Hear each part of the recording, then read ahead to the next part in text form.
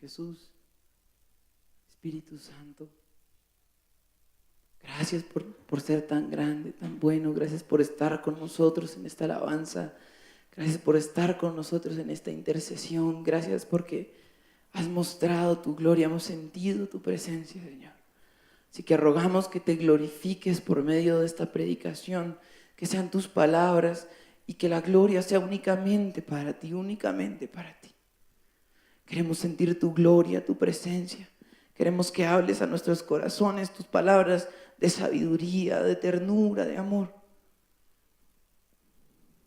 Te rogamos que tomes tú el control de esta prédica en todos los sentidos, Señor. En tus manos las dejamos y en tus manos estamos nosotros también. En el nombre de Jesús. Amén y amén. Amén. Yo no sé ustedes, pero yo he sentido la presencia de Dios desde el minuto 1 de la intercesión. Ha sido hermoso hoy. Bueno, hermanos, veníamos estudiando a Salomón como hemos venido estudiando ya por largo tiempo. Y hoy nos toca Primera de Reyes, capítulo 5. Y hoy está Sara en las letras, entonces toca exigirla harto.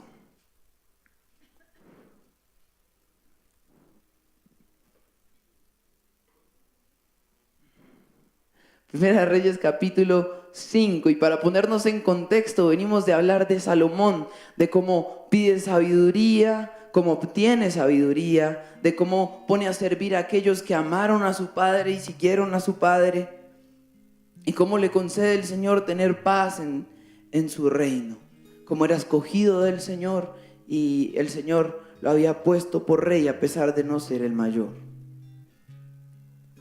Y ahora vamos para Primera de Reyes, capítulo 5, y vamos desde el 5 hasta el versículo 12, entonces yo lo voy a ir mencionando rápido, Sarita, y tú vas cambiando los versículos. Comenzamos con el rey Hiram. Nos empieza a hablar del rey Hiram de Tiro, que siempre había tenido buenas relaciones con David, era un aliado de David. Y entonces dice que el rey Hiram, muchos teólogos dicen, mandó personas a felicitar a Salomón por su reinado nuevo, a darle las condolencias quizás por la muerte de David. Y entonces Salomón le manda a Hiram a decir una cosa. En el versículo 2, en el versículo 3 dice, tú sabes que mi padre no pudo edificar la casa del nombre de Jehová su Dios. Esa es otra versión, perdónenme. Tú bien sabes que debido a las guerras que mi padre David se vio envuelto, no le fue posible construir un templo en honor al Señor su Dios. Tuvo que esperar hasta que el Señor sometiera a sus enemigos bajo su dominio. Pues bien, ahora el Señor me ha dado paz por todas las partes, de modo que no amenazan ni adversarios ni calamidades. Por lo tanto, me propongo construir el templo del Señor mi Dios, pues Él es el que le prometió a mi padre David, tu hijo, a quien pondré en el trono como sucesor, construirá el templo en mi honor.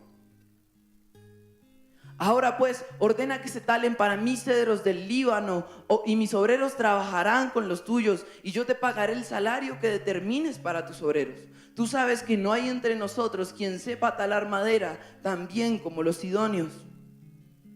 Cuando Hiram oyó el mensaje, y bueno, dejémoslo aquí, yo les cuento el otro pedazo.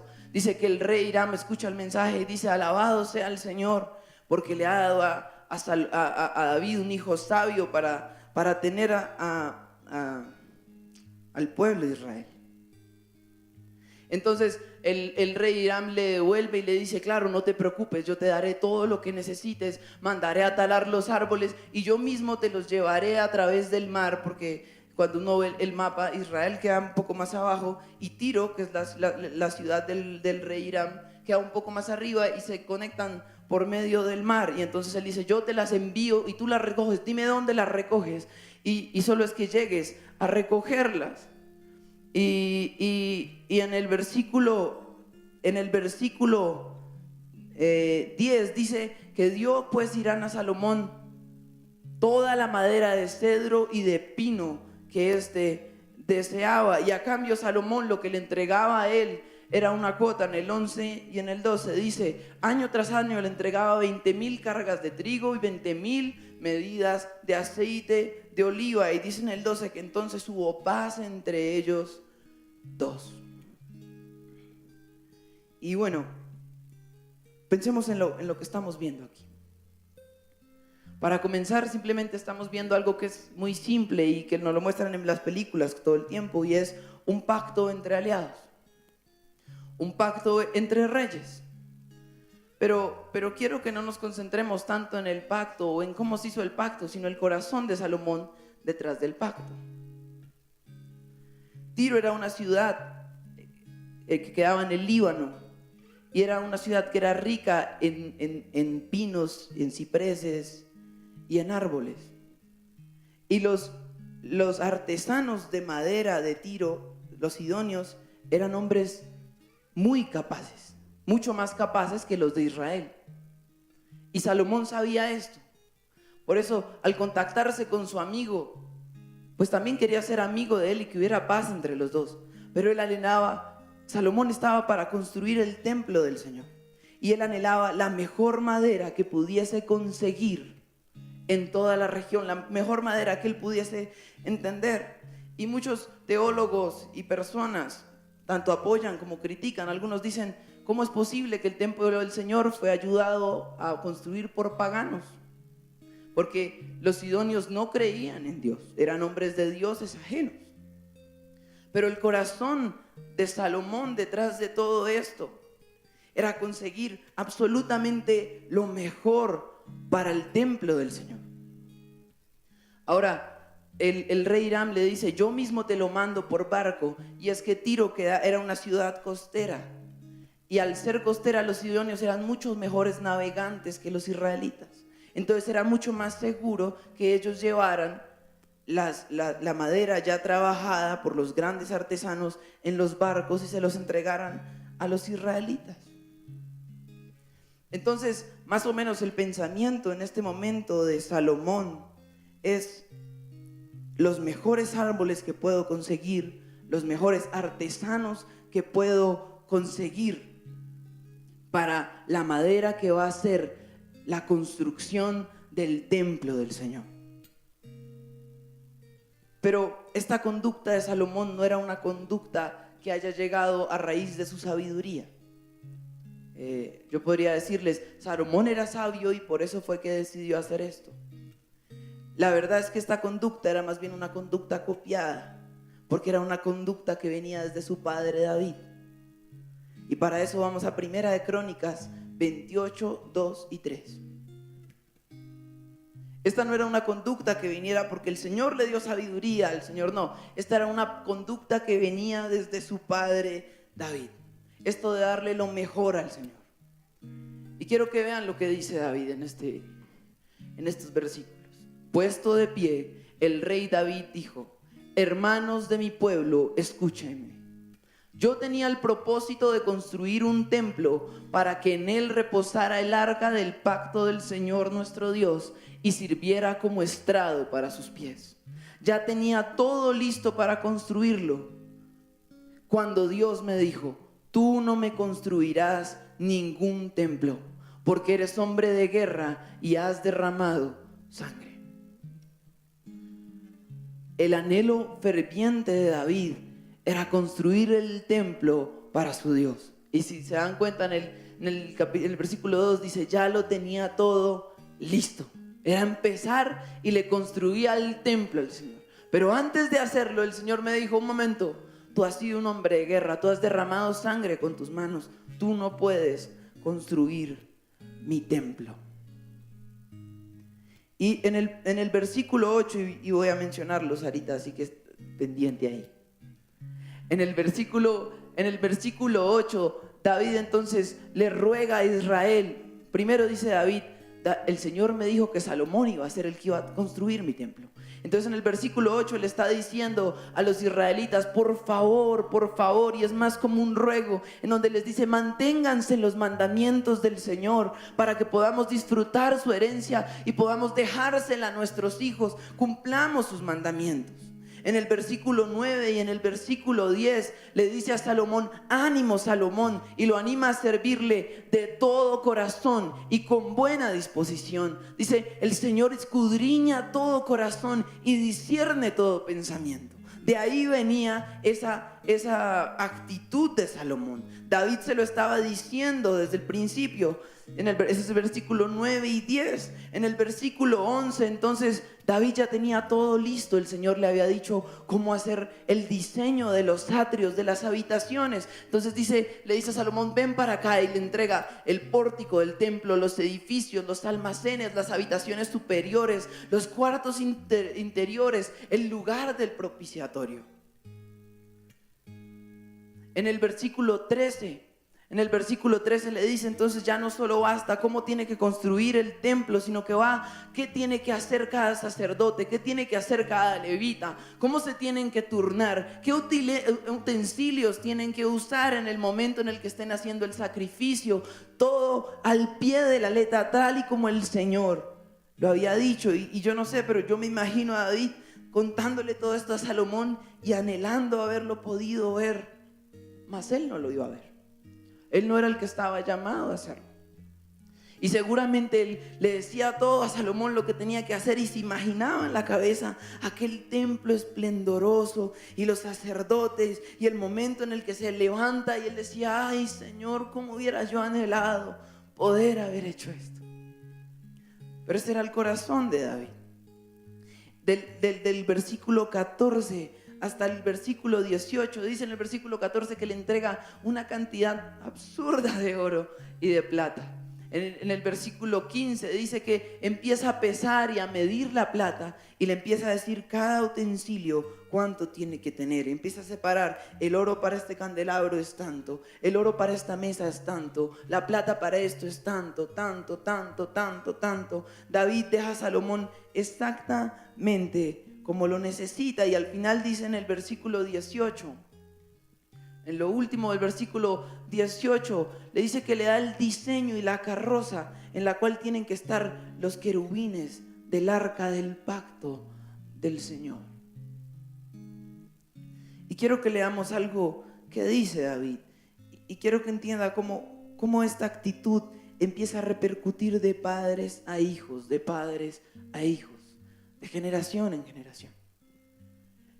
David, en el capítulo 29 de este mismo, Crónicas 2:4. Tengo a Sarita hoy esforzada. Capítulo 29, versículo 2, Sarita, hasta el 4.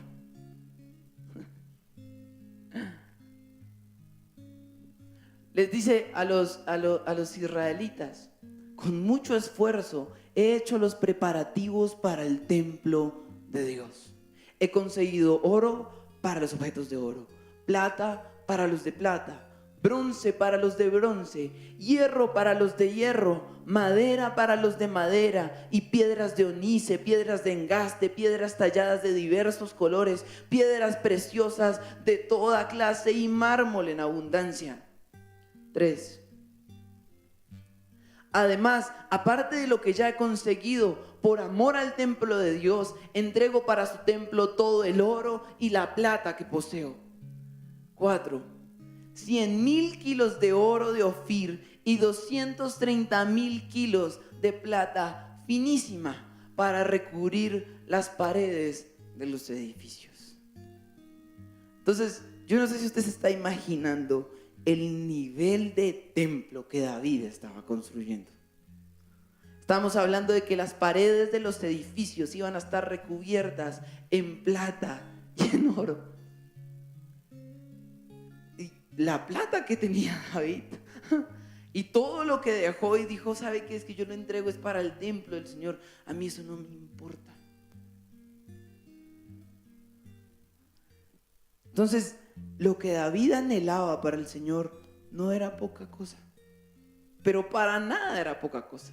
Un templo de esa magnitud era algo totalmente salido de la imaginación de cualquiera. Y Salomón ahorita con la madera estaba haciendo exactamente lo mismo. Dijo, lo mejor de lo mejor de lo mejor. Y en el versículo ahí mismo de 29, pero el versículo 14 al 16, quiero que vean por qué la palabra habla de David como un hombre conforme al corazón de Dios. Después de decir todo lo que iba a hacer, todo lo que dio, dijo, pero ¿quién soy yo? ¿Y quién es mi pueblo? Para que podamos darte estas ofrendas voluntarias. En verdad, tú eres el dueño de todo. Y lo que te hemos dado, de ti lo hemos recibido. Ante ti somos extranjeros y peregrinos, como lo fueron nuestros antepasados. Nuestros días sobre la tierra son solo una sombra sin esperanza. Señor y Dios nuestro, de ti procede todo cuanto hemos conseguido para construir un templo a tu santo nombre. Y termina diciendo, todo es tuyo, en signos de exclamación. Quiere decir que David acaba de dar 2,000 kilos de oro y 2,300 kilos de plata refinadísima, y al final dice, es que todo te lo entrego, pero todo es tuyo. O sea, por si alguien de los que estaban ahí decía, cuán bueno eres, David, cuán grande es tu amor por el Señor, él decía al final, es que todo te pertenece a ti. Y esto es algo que solo se puede entender para aquellos que aman al Señor. Por eso el cristianismo es tan difícil de entender para personas que están por fuera. Probablemente alguien lee esto y dice, David era, ¿cómo es que nos llaman? Borregos, que llevan la plata y le dan plata a un hombre, dicen por ahí. Pero es que esto ya hoy en día no es traducido a la plata, esto es traducido al corazón del hombre, al querer entregarle todo lo que somos. Y probablemente muchos leerían a David y dice, borrego, todo lo que había conseguido, todo lo que había trabajado, ¿a cuántos tuvo que matar para conseguir lo que consiguió? Y vino y en un solo batacazo se lo bajaron todo. Pero lo cierto es que a David no le importaba. Y lo que hace difícil el ser cristiano, el evangelio y el creer en Dios, es que Dios siempre va mucho más allá de lo que va cualquier religión. En Mateo 10, versículo 37 y 38 dice lo siguiente: Cristo siempre va más allá de lo que cualquier religión pide, y eso es lo que le molesta a la gente, eso es lo que les arde en su interior. Pero ¿por qué los cristianos tienen que ser así? ¿Por qué tienen que hacer esto? Porque es que nuestro amor sí es real por nuestro Dios y vamos más allá. Y Cristo dice, el que quiere a su padre o a su madre más que a mí, no es digno de mí. El que quiere a su hijo o a su hija más que a mí, no es digno de mí. El que no toma su cruz y me sigue, no es digno de mí. Para un padre, su hijo siempre va a ser su tesoro, su gran amor. Para un hijo, un buen padre y un gran padre siempre va a ser el grande admiración, el amor. Y lo que está diciendo Cristo es, el que no me ama a mí más de lo que ama a su hijo, no me merece. En pocas palabras, el que no es como David. El que no es como David y me tiene a mí por primero, por sobre todas las cosas, no es digno de mí. Y lo que les digo, esto es lo que molesta a las personas. Pero ¿por qué tienen que ir más allá? ¿Qué los hace ir más allá? ¿Por qué tienen que morir a causa del nombre de Cristo? ¿Por qué? ¿Por qué tienen que aguantar persecución a causa del nombre? ¿Por qué no lo niegan? ¿Por qué? Y es que aquellos que mueren y que aguantan, dice, es que lo amo más de lo que amo cualquier cosa. Y tomo mi cruz y lo sigo, porque si no, no sería digno de él. Y si quieres el 39, Sarita.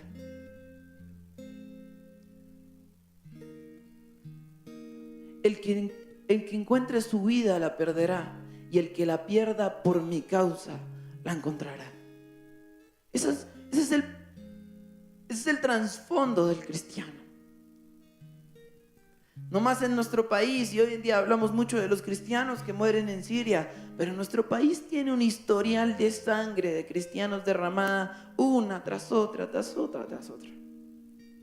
Y lo cierto es que este es el trasfondo de todo. Corazones como el de David. Es que todo lo que tengo es de él y eso cuenta mi vida. Y si muero por causa de él, encuentro mi verdadera vida. Y quiero que entendamos algo acerca de David y Salomón. Ellos querían dar absolutamente todo para construir el templo de Dios. Pero es que no se trataba del templo, no se trataba de la pared, no se trataba de si tenía plata o no, de si tenía oro o no. Se trataba de que todo eso era total y completamente inútil si no estaba el que reposaba sobre el templo. El amor de David y de Salomón era aquel que iba a reposar sobre el templo. Y no sé si ustedes recuerdan, en el 28 versículo 2 dice, es que es para que reposen sus pies sobre el templo. Ellos sabían que ni el templo con toda su gloria iba a poder contener la gloria del Señor. Dice, para que sirva de estrado de sus pies, decía David. Mejor dicho, David le estaban encargando hacer una tira para pies y el tipo era el más feliz del universo, porque él decía que sirva para estrado para sus pies. El corazón del pueblo de Israel en este momento, o de los reyes de Israel en este momento, no era como el de los reyes de Egipto, que hacían pirámides para que me recordaran, que hacían grandes monumentos para que el mundo supiera mi nombre. No, eso era lo que menos le importaba a David y a Salomón. Tampoco hacían como hacían otros grandes pueblos, vamos a hacer una construcción inmensa para que todos nuestros vecinos sepan la gloria de nuestro pueblo. Eso era lo que menos le importaba a David y a Salomón. A David y a Salomón le importaba lo que iba a reposar en el templo. Y yo recuerdo la primera vez que empecé a entender esto. Y no es por creerme ni nada, pero fue desde muy joven que el Señor me empezó a mostrar esto. Y hay algo que ha hecho eco en mi corazón. Recuerdo una vez, debía tener unos 6 años más o menos. Pónganle de 6 a 8 años. Y recuerdo que estábamos en una iglesia, era una iglesia muy, muy grande. Y nosotros hacíamos parte del liderazgo de esa iglesia. Y el liderazgo era muy reducido a comparación de la cantidad de gente. El hecho es que alguna vez fue un gran hombre de Dios, del cual no me sé el nombre y tampoco les recuerdo la cara, no les puedo mentir. Pero sí recuerdo que tenía el pelo súper blanco y la barba súper blanco, parecía como Papá Noel. ¿Sí? Háganse la idea. Y recuerdo que este hombre fue muy usado por el Señor en esa tarima, muy usado por el Señor e hizo grandes cosas. Y recuerdo que en algún momento él bajó de la tarima y se quedó saludando a las personas que pasaban por ahí. Usualmente los que estábamos por ahí éramos los que hacíamos parte de las familias base de la iglesia. Y recuerdo, bueno, sí soy así de viejo, y en ese entonces no había celular para tomarse la selfie con el Señor y cámaras casi nadie llevaba. Entonces recuerdo que todo el mundo se acercaba a pedirle un autógrafo al pastor. Y recuerdo que los niños se acercaban y le decían, pastor, denme un autógrafo. Y el pastor les daba un autógrafo. No, ustedes no se acuerdan, yo sí me acuerdo. Y recuerdo que en algún momento mi papá y yo estábamos cerca. Mi papá me dijo, ¿quieres ir a conocerlo? Yo no sabía, yo nunca he sido muy entrador. Entonces fuimos a conocer al Señor. Pero mi papá me dijo algo antes y me dijo, pero no le vas a pedir un autógrafo. Vas a pedir que ore por ti. Y yo recuerdo, pues la verdad es que es de los pocos recuerdos que tengo de esa, que me dio vergüenza. Que yo decía, ¿cómo que ore por mí? Si todos mis amigos y los que conozco están pidiéndole un autógrafo, ¿qué voy a hacer yo para que él ore por mí? Y me dice, papá, vas a pedir que ore por ti. Y recuerdo que nos acercamos, yo era muy chiquito y con vergüenza le dije, ¿puedes orar por mí? Así me dijo, ¿puedes orar por mí?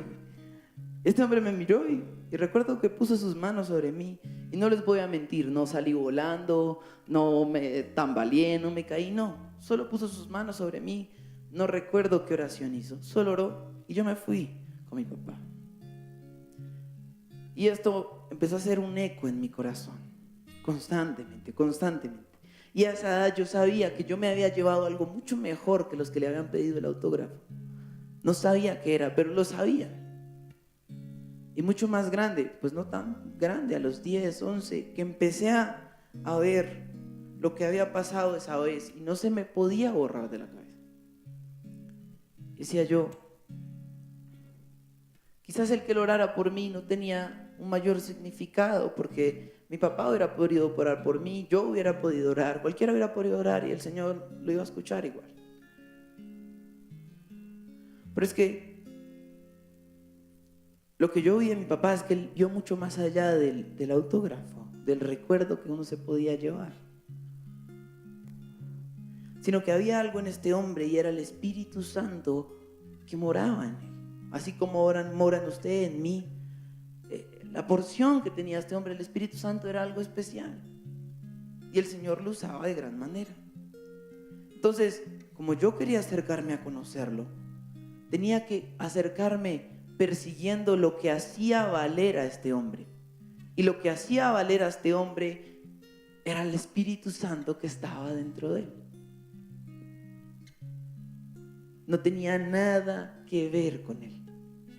En el autógrafo yo no podía ponérselo a alguien encima y que se sanara, eso no pasaba.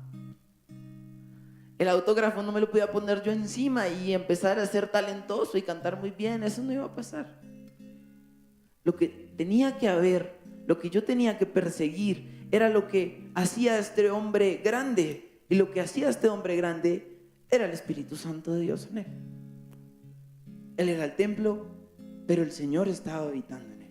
Y si el Señor se llegaba a retirar, olvídese que le van a pedir autógrafos. Puede llorar. Si el Señor llegaba a decir nomás, ni autógrafos ni ore por mí. Entonces entendí que no se trataba de que él tenía que orar por mí, como porque usualmente tenemos esa maña, pastor, ore por mí, pastor, ore por mí. No, eso no era lo especial. Era que yo aprendiera que se trataba del Espíritu Santo que moraba en ese templo. Entonces no se trata de la persona, se trata del Dios. Esto era lo que entendía David y Salomón, que no se trataba del templo, porque Dios había vivido en un tabernáculo, pues había estado en un tabernáculo su arca por mucho tiempo. Eso era indiferente, pero lo que ellos anhelaban era ser un lugar digno de Él, porque el que iba a reposar era Él. No podía estar al igual del palacio real. Era una vergüenza que estuviera al igual del palacio real. Que donde duerme David, duerma Dios. No tiene sentido. Por eso tenía que ser lo mejor de lo mejor. Y en Primera de Reyes 5, del 13 al 18,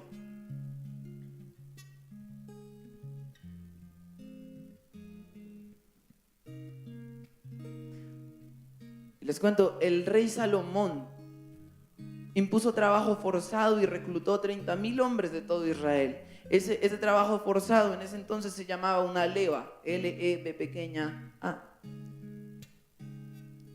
Y bueno, empieza a mencionar todo lo que tenían que llevar y todo lo que tenían que hacer.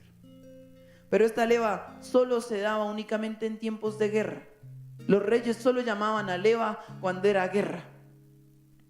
¿Qué quería decir la leva? En este caso, Salomón la impone 30,000 hombres que se dividen en grupos de 10,000. Trabajan un mes, esos 10,000 hombres, en el Líbano, o sea, lejos de sus casas, a talar los árboles. Y vuelven 2 meses y descansan. Y luego vuelven otro mes a trabajar todo el mes. Y luego vuelven 2 meses a su hogar y descansan y trabajan y se encargan de lo suyo. Los estudiosos de la Biblia dicen que esta decisión podía generar descontento en el pueblo, porque era una decisión extrema que solo se daba en guerra. Y ellos estaban en tiempos de paz. Ellos no tenían por qué hacer leva. Pero lo más probable, y pienso yo, y no sé si estoy diciéndolo de un corazón y sea incorrecto, lo más probable es que a Salomón le valía cero si les gustaba o no la decisión. Él tenía que construir el templo del Señor. Ahí sí, como dicen, puede llorar. Él tenía que construir el templo del Señor. Y seguramente mucha gente se le acercó y le dijo: uy, no, pero Salomón, este templo va a quedar como de levantado, todo lleno de plata y de oro por todo lado. Pues dijo: eso no me importa. Qué tipo tan excéntrico, poner plata y oro por todo lado y piedras preciosas. Tipo tan levantado, puro mafioso. Eso no me importa. Es que yo quiero lo mejor para mi Señor. Pero ¿cómo vamos a hacer leva si estamos en tiempo de guerra? Punto. El pueblo de Israel ha de trabajar para el templo de su Dios. Punto. Le guste a quien le guste. Y si el templo del Señor requiere sacrificio, nos sacrificamos aquí todos 4 meses al año. ¿Qué tiene de malo? ¿Qué importa si generaba malestar? Si es que al Señor le iba a agradar.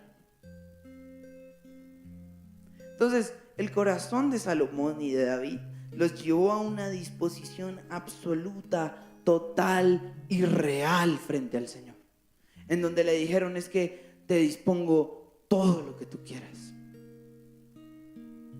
Y hay una mala noticia, y es 1 Corintios 6, versículo 19 al 20.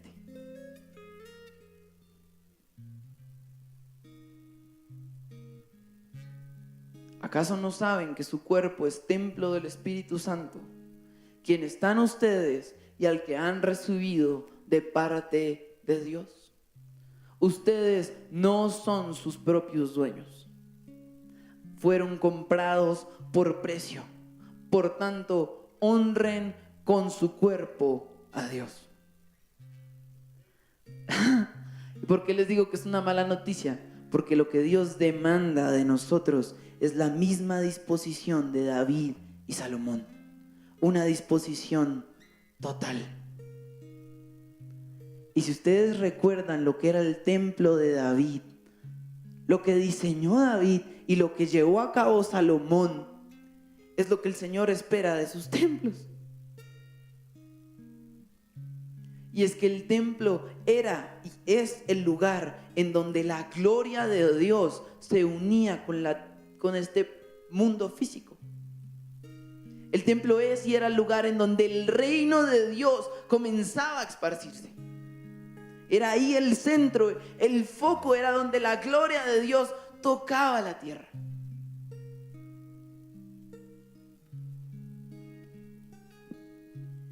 Y no solo era, es.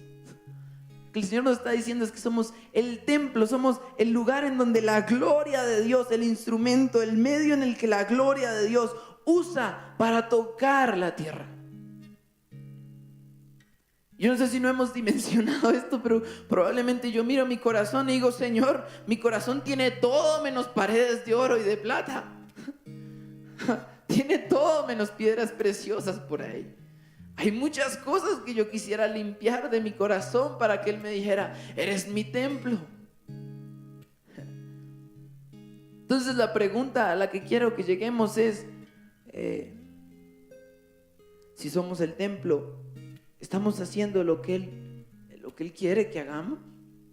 ¿Honramos con nuestro cuerpo a nuestro Dios?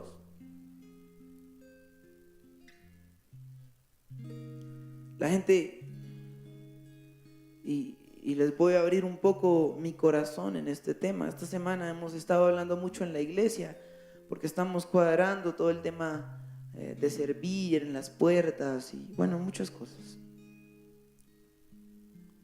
Y lo triste es que uno ve el corazón humano como es, nosotros todos en general. Entonces, queremos servir, pero como a nuestros propios términos. Y lo cierto es que el cristiano debería desvivirse por servir, de la manera en que fuera. Yo casi nunca vengo los lunes. Mi papá es el que viene todos los lunes, el pastor es el que viene todos los lunes. Yo de vez en cuando vengo. Pero los lunes es llegar y el plan es aburridísimo porque es limpiar, es sacar toda la basura de la iglesia. Y no se imaginan cuánta basura podemos hacer un domingo. Pero cuando me toca, papá, acompáñeme que hay que sacar la basura. Está bien. Y vengo y saco la basura y digo, Señor, empecé a pensar de esta manera. Y dije, Señor, hasta sacar la basura es un privilegio. Si es para servir en tu iglesia, eso no tiene nada de malo. La gente dice en el mundo el trabajo es honra, y es cierto, pero el servicio al Señor es privilegio, sea el que sea. Y sacamos la basura con gusto, y a veces toca hacerle así porque medio se desborda y tienen que ponerla bien, pero se saca con gusto. Y lo que yo pienso es que nosotros deberíamos correr, no a lo que el pastor dice. Yo quiero que saquemos eso de nuestra cabeza, porque usualmente este tipo de predicaciones se usa para, y sea obediente con su pastor. No. A servirle al Señor. ¿Qué necesitas, Dios? ¿Qué necesitas? Y un llamado a evangelizar no debería ser difícil. Debería ser, vamos a evangelizar, y debería ser casi que la misma iglesia que se congrega el domingo, salir todos a evangelizar al mismo tiempo. Porque debería ser el anhelo más grande que tenemos.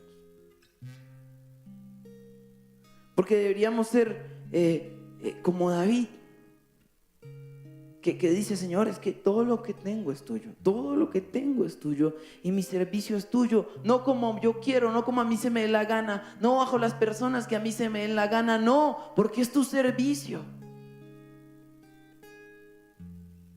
Entonces empezamos a poner trabas y a condicionar, y bueno, pues quiero estar en la alabanza, listo, empiezas en la alabanza, no me cae bien David, y él dirige la alabanza y entonces me dice qué hacer, y no, Señor, esto no es para mí. Bueno, el privilegio alguien más lo va a tomar. Pero es que yo no le veo relevancia a lo que hago en la puerta, simplemente sonreír como un hipócrita. Si toca sonreír, saque la sonrisa más grande que tenga guardada en su corazón, porque es bienvenido, vamos a adorar al Señor. Es la sonrisa más grande, es el abrazo más caluroso que puede salir de un corazón, porque es el privilegio de servir al Señor. Si le toca pasarle la toalla a los que se bautizaron, páseselas con el mayor amor. Pasémoselas, no quiero hablar de ustedes, sino de mí, porque yo me encuentro luchando con esto. Y el cristiano cuando empieza a dimensionar lo que es servir en la casa del Señor, empieza a hacer lo que decía David, es que está bien, el Señor me dijo que no, pero se lo tengo todo listico, preparadito, y y desde ya me lo puedo imaginar.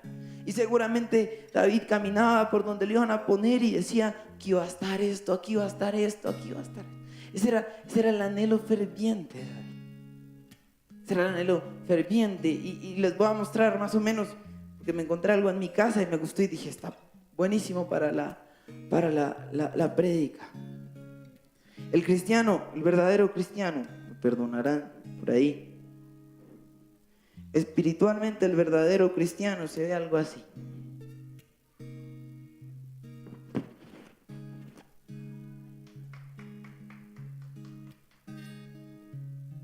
Espiritualmente el verdadero cristiano se ve algo así.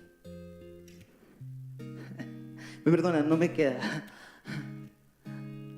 Pero espiritualmente se ve algo así, pero con esto escrito. Que necesitamos que llegues un poco más temprano para las puertas. Claro, ¿en dónde tengo que estar? ¿Dónde me tengo que hacer? ¿Qué hago? Tengo muchas personas de las que sirven en la cafetería, y para mucha gente eso es servir en la cafetería. No, pasamos los tintos con la mayor sonrisa que puede existir, porque es que tenemos que vernos así. ¿Qué quieres? ¿Y para dónde corro? Como Pedro, ¿qué necesitas, Dios? No te muevas, yo voy, yo corro, yo vengo, yo hago. Eso es lo que importa. Si es que que al fin y al cabo fue Él el que murió por mí, fue Él el que hizo absoluta. David ni siquiera, Cristo no había venido y no había muerto por Él y no habían sido limpios sus pecados. Y Él ya lo amaba de tal manera desenfrenada que decía, lo que quieras. ¿Cuánto más nosotros que vivimos en los tiempos de la gracia? En 1 Corintios 10:31. No quiero que piensen que yo soy así, porque yo también tengo mis luchas y mis embarradas, sino que así se debe ver un cristiano espiritualmente hablando. Si se va a traer la camiseta que dice Jesús me ama y eso, bueno, pero que sea cierto, que si no, eso no sirve nada.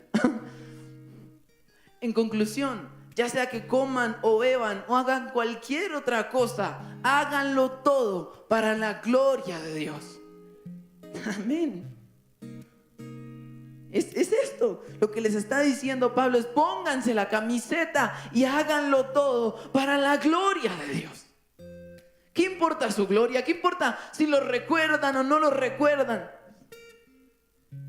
Y por eso es que tiene tanto sentido cuando en Mateo 10:37 Jesús dice, al que ama padre o madre no merece, no es digno de mí. Lo que está diciendo a Pablo es que hay tantas razones para amar a Dios de tal manera tan espectacular que es imposible amar a hijo, a hija más de lo que se le ama a Él cuando se le conoce.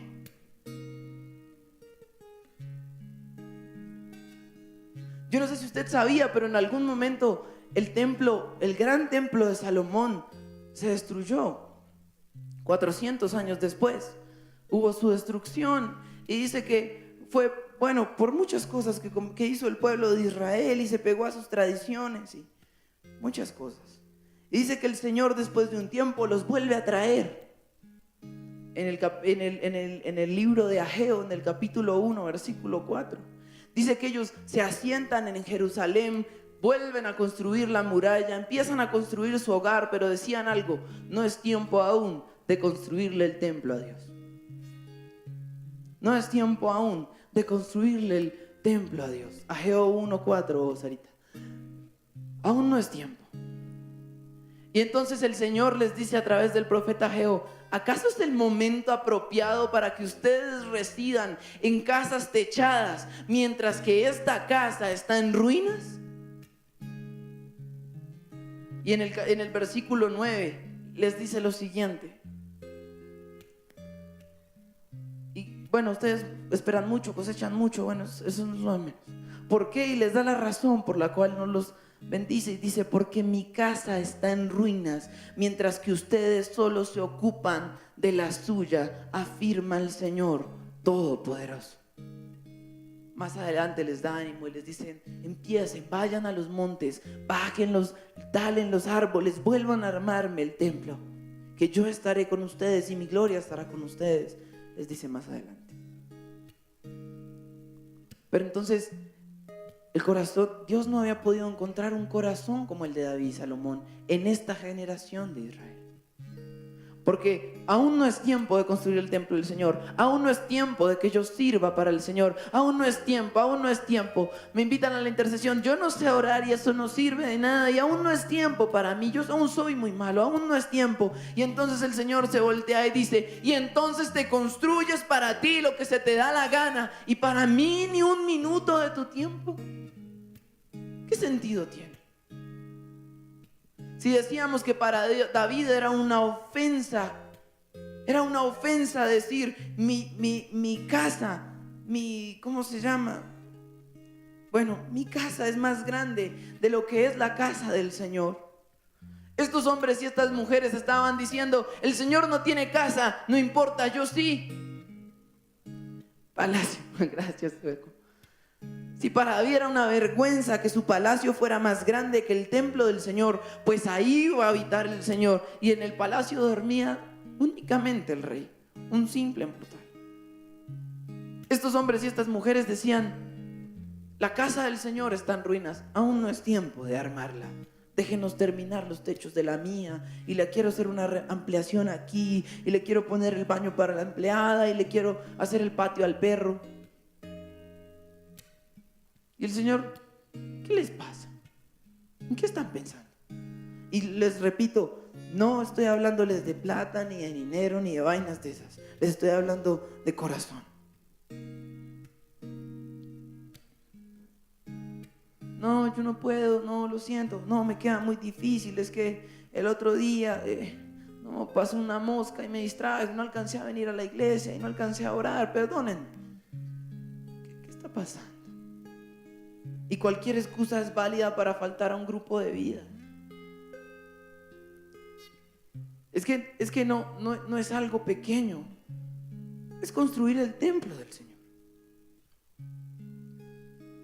Qué pena, David, es que me paré y me pegué con la punta de la cama al dedo chiquito y me dolió tanto que me tuve que quedar, no pude venir a Cubi. ¿Qué es esto? ¿Vas a techar tu hogar y dejar el de Dios?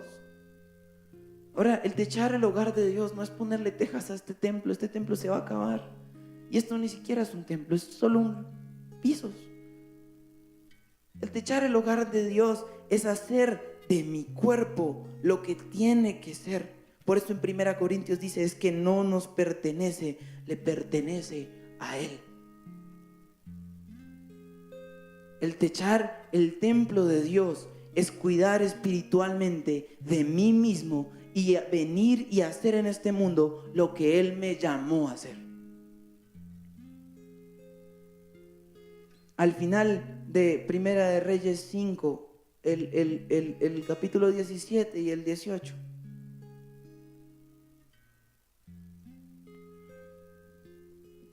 Para echar los cimientos del templo, el rey mandó que sacaran de la cantera grandes bloques de tierra, de piedra de la mejor calidad. Bueno, y los obreros de Salomón e Hiram hicieron y tallaron. En mi versión dice lo siguiente, espérense un segundo. El rey mandó que trajesen piedras grandes, piedras costosas para los cimientos de la casa y piedras labradas. Salomón, ¿para qué piedras tan caras? Si es que las piedras son los cimientos, nadie nunca los va a ver. Nadie nunca iba a poner sus ojos en una de esas piedras. Porque la piedra iba a estar sosteniendo todo y la piedra no había necesidad, y cuando usted lee los comentarios bíblicos, no había necesidad de que fueran tan excesivamente grandes, que fueran tan excesivamente perfectas, porque se podía mantener con unas más baratas, se podía mantener con unas... ¿Para qué meterle tanta tiza a algo que nadie va a ver, Salomón? ¿Para qué meterle tanta plata a algo que nadie va a ver, Salomón? No, es el templo del Señor. De principio a fin lo construyo con perfección. La palabra habla que nosotros somos piedras vivas, que formamos el templo del Señor. Y el problema que he visto también es que a veces queremos ser candelabro y somos piedra. Y en vez de pulirnos como la mejor piedra que pueda existir para el Señor, nos intentamos volver candelabro, pero no hay nada de oro en nosotros para ser candelabro. Hermano, si usted quiere empezar en la alabanza, dígamelo, se lo prometo, dígamelo. Pero si su voz es un tarro, perdóneme, pero yo se lo tengo que decir. Eso no tiene nada de malo, simplemente su ministerio no es cantar. O necesita unos 5 años de clases para empezar en el ministerio de cantar. Y eso no tiene nada de malo. Usted es candelabro y yo soy piedra, eso no tiene nada de malo. Yo soy utensilio de barro y usted es utensilio de plata, o como quiera llamarlo, eso no tiene nada de malo. No, pero es que ese ministerio que llaman de intercesión, eso es orar, eso nadie se da cuenta que uno está ahí. ¿Qué importa? Si es que si usted es piedra, sea la mejor de las piedras. Porque es que es la mejor de las piedras en el templo en el cual reposan los pies del Señor. Y ya, eso no tiene nada de malo. Yo tengo un delirio y un trauma porque me fascina la batería. Y cuando voy y me siento allá, solo mamo gallo un ratico. Pero eso no es lo que yo hago. Y veo que Camilo se sienta y no, hasta aquí llegué, chao. O sea, eso no es lo mío.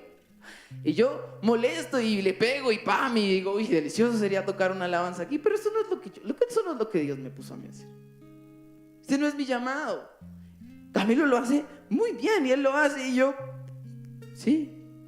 Me dice, y cuando estamos haciendo canciones y cosas, ¿Davo le gusta? Sí. Yo no tengo mucho que decir ahí. Eso no es lo mío. ¿Para qué me pongo? No, venga Camilo, venga, le enseño. No, eso no es lo mío y ya, eso no tiene más. Y si el Señor me puso como roca, pues sería la mejor roca. ¿Para qué quiero ser candelabro? Si es que si soy candelabro y me las doy de roca, el templo entero se cae y me aplasta en la caída, porque no voy a aguantarlo.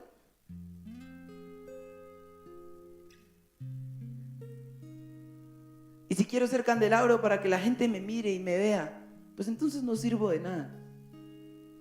Y si la gente me mira y me ve, pues entonces no sirvo de nada, porque la gracia es que la gloria de Dios eclipse que está el candelabro ahí. Lo importante del templo no era el candelabro bonito, ni la mesa de oro, porque las mesas eran de oro, de plata y con piedras preciosas, eso es lo de menos. Lo importante del templo era si detrás de ese velo se encontraba la gloria del Señor. Y el que entraba al templo no entraba a decir, como entramos a las iglesias de ahora y en Europa y acá, incluso iglesias que se vuelven museos. Y entonces entran a las iglesias, uy, qué artista, uy, qué persona tan espectacular, uy, pero todo eso se da simplemente porque no está la gloria de Dios. Si estuviese la gloria de Dios en esa iglesia, uno entraría a esa iglesia y todo lo demás valdría cero. Que si el cuadro es bonito, que si el cuadro, ¿qué importa? Déjenme estar aquí bajo la gloria de mi Señor. Por eso el que es candelabro está solo ahí, parado, pero no quiere que nadie lo mire. El que es piedra está ahí debajo, tampoco quiere que nadie lo mire. Quizás al que es mesa la gente lo vea un poquito más. Pero la gracia es que como está la gloria de Dios, la gente llega, se mete a la gloria de Dios y sale sin ver absolutamente nada. Y si el día de mañana el candelabro se pone muy rebelde y dice, pues no, y nadie puede ser candelabro y como yo, y trin, se va. Y llega otro candelabro exactamente igual, porque el Señor lo pone. Y el otro candelabro se para ahí, tin. Y la gente entra y llega a la gloria de Dios y se va. Y no supo que está el candelabro diferente. ¿Por qué? Porque es que de usted no depende que el templo sea exitoso. Depende de la gloria de Dios. Y si quieren irse una cantidad de candelabros, pues nos abrimos. Pues ya el Señor traerá a alguien más. Y llegarán nuevos candelabros y nadie se dará cuenta. Eso no tiene nada de malo. Ni usted ni yo somos indispensables para el Señor. La pregunta es, y lo que yo quiero llegar hoy, o lo que el Señor ponía en mi corazón era, pongámonos la camiseta que corre, que ama, que anhela, que arde. Yo oraba porque cuando uno hace una prédica de estas, el primero que se sale golpeado es uno. Y sale uno cascado. Y David a almorzar y salí del cuarto y dije, no, tengo que volverme. Me dijo, me llamó Ofelia, David almorzar, no, tengo que volverme. El Señor me está dando muy duro y tengo que seguir. Tengo que salir de esto rápido. Porque entonces me decía, bueno, David, anhela ser lo que yo quiero que seas, no lo que tú quieres ser. Y no solo eso, yo decía, Señor, yo sí quiero ponerme la camiseta incondicional. No por obligación, no por responsabilidad, sino porque hay un fuego en mí que arda. Y yo diga, Señor, te entrego todo. Y yo le decía, Señor, si yo hiciera lo de David y en este momento dijera, todo el oro y toda la plata que he acumulado, Señor, te la entrego. Pues el Señor se reiría. Porque no tengo casi. O sea, lo que yo tengo es mínimo. Yo le decía, Señor, si yo decidiera y todo lo que tú me has, todo lo que yo tengo y lo que he ganado, pues yo le decía, Señor, pues yo de eso no tengo mucho. Esta es la verdad. Y tampoco tú llamas hoy en día a eso. Tú llamas a mi corazón. Y eso es lo que puedo entregarte, le decía yo. Y no lo estoy diciendo como, ay, David tan bueno, sino al revés, David tan malo que necesita decirle eso al Señor. La gracia sería no decirles al Señor, sino ya hacerlo. Entonces lo que yo quiero que pensemos como una sola iglesia y como un solo pueblo es, pues que le digan más o menos lo mismo que yo le dije. Y yo no es que quiera darles palo, ustedes saben que yo los amo a todos y los conozco a todos. Pero el Señor me dio palo a mí, entonces yo les traigo el palo a ustedes de malas. Y el Señor, ¿hasta qué punto estoy siendo incondicional? ¿Hasta qué punto estoy dando el 100%? Si me pusiste en la puerta, ¿hasta qué punto está ardiendo mi corazón para que todo aquel que entre sienta el amor de Cristo en mis brazos? Eso es diferente.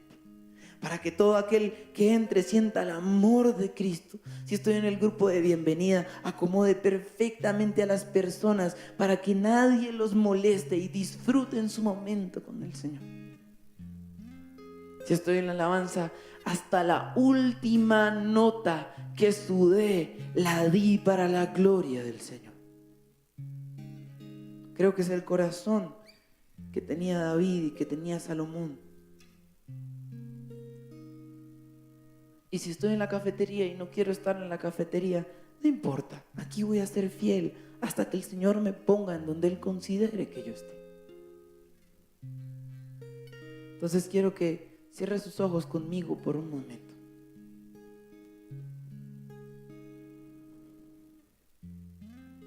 Por un momento solo usted y el Señor.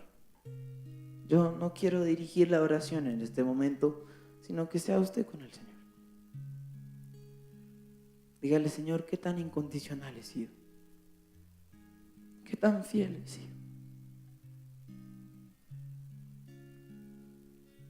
He sudado hasta la última gota por ti, o me he visto envuelto en mi comodidad y he construido y he techado mi hogar y he dejado el tuyo en ruinas.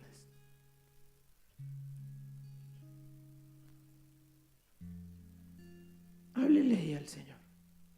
Y examine usted mismo su corazón. Yo no estoy para juzgar a nadie, porque suficiente tengo para juzgarme a mí mismo. Ay, Señor Jesús, Espíritu Santo, Espíritu Santo, Espíritu Santo, Espíritu Santo.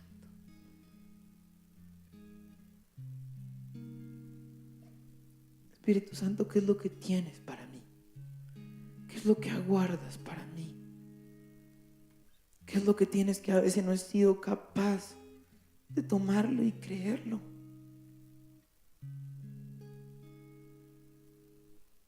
Quizás mi corazón no es el templo que David y Salomón tenían preparado para ti. Quizás vas a encontrar basura y cosas que no están bien ahí. Te pido que las perdones y las limpies y las quites de ahí. Pero que prepares nuestros corazones para que tengan paredes de plata y de oro, para que tengan piedras preciosas incrustadas, para que sean dignos de ser el templo del Espíritu Santo.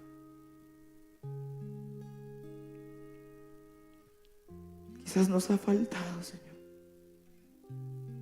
pero no nos va a faltar siempre. Queremos que cada día nos falte menos y menos, y cada día esforzarnos y ser valientes más para tu gloria, para tu poder, no para el nuestro. Y perdónanos por las veces que hemos querido tener ojos encima. Perdónanos por las veces que hemos querido ser candelabros siendo piedras. Perdónanos por las veces en las que hemos querido quitar tu gloria de la ecuación para que nos miren a nosotros. Qué vergüenza contigo, Señor. Qué vergüenza contigo el considerarnos ser dignos de una sola mirada. Qué vergüenza.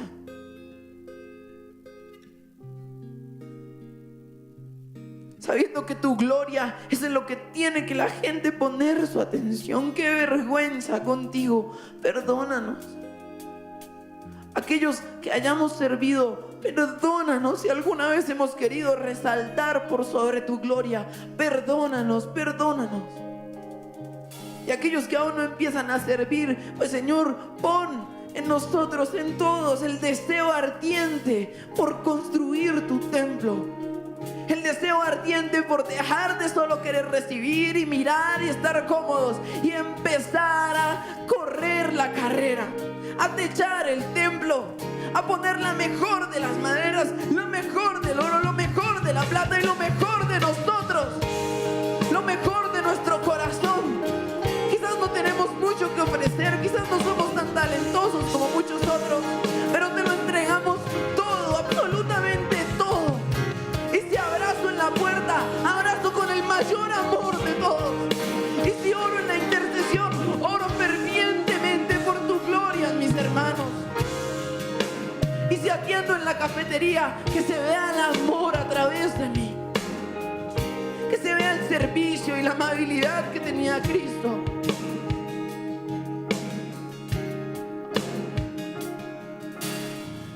Cambia nuestro corazón, cambia nuestro corazón. Transfórmalo. Transfórmalo para ser hombres y mujeres dignos de Cristo. Para ser hombres y mujeres que valoren y dimensionen este privilegio que tienen. No nos dejes menospreciar lo que es santo y perfecto. No nos dejes menospreciarlo. No nos dejes ver el templo en ruinas y que no nos importe. No nos dejes. Y tampoco dejes que nos sintamos satisfechos con nuestro servicio, sino que siempre anhelemos más. Anhelemos más, anhelemos más. Y si ya damos lo máximo y creemos que damos lo máximo y estamos cómodos con lo que damos, pues aún podemos dar más y más y más y más. Y si nuestra carne y nuestro cuerpo se agotan, las fuerzas espirituales reverdecen.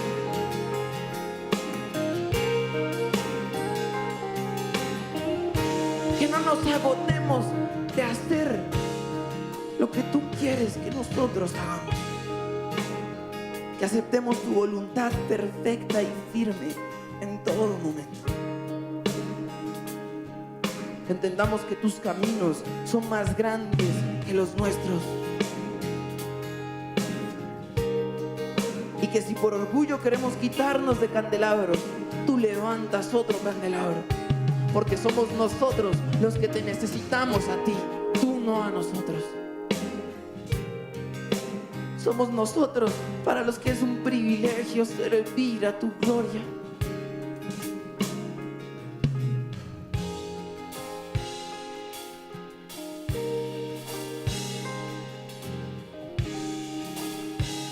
Porque entre muchos nos escogiste para ti. Entre muchos nos escogiste para ti. Y lo peor de todo es que entre muchos mejores a nosotros nos escogiste para ti. Y no vamos a soltar este privilegio fácil. Y no vamos a soltar este privilegio por nuestra carne, ni de locos. Si nos escogiste, trabajaremos para ser dignos de tu gloria.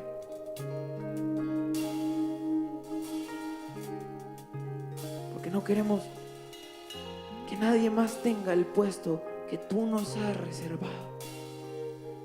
Así sea limpiando las canecas, no importa, es un privilegio para nosotros. Todo lo que sea hablar de ti será un privilegio para nosotros. Todo lo que sea servirle a nuestros hermanos es un privilegio para nosotros. Que prediquemos y evangelicemos hasta dormidos, Señor. Que hasta en nuestros sueños nos encontremos evangelizando y sirviendo fervientemente. Te lo rogamos, Señor. Espíritu Santo, por favor, haz la obra. por favor.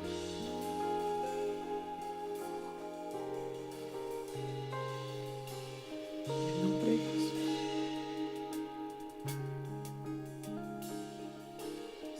Espíritu, eres bienvenido.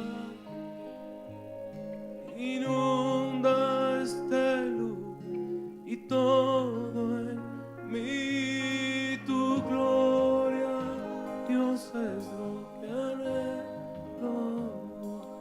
Y se rodea tu presencia. Mi templo inunda con tu presencia.